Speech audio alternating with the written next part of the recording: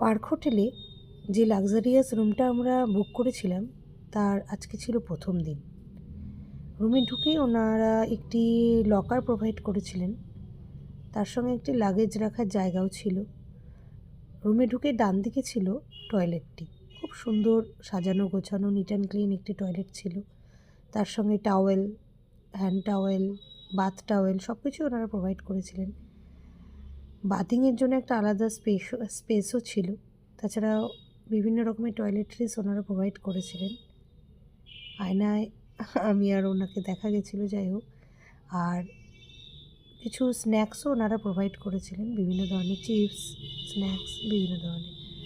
বেডটা দুজনের পক্ষে ঠিকঠাক ছিল, তবে আমরা যেহেতু 4 জন ছিলাম তো ওনারা বলেছিলেন একটি এক্সট্রা বেড আমাদেরকে প্রোভাইড করবেন। একটি মিনি বারও ওরা সুন্দর করে সাজিয়ে রেখেছিলেন, তবে এটা এক্সট্রা পেবেল ছিল।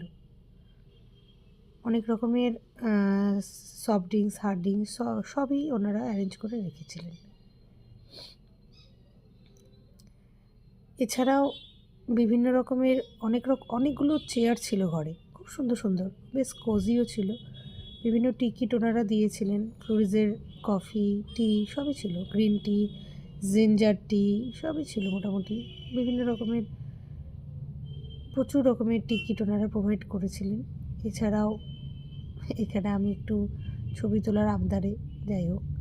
আর তাছাড়াও টিভিও ঘরে ছিল, তবে স্মার্ট টিভি নয়, নর্মাল টিভি ছিল।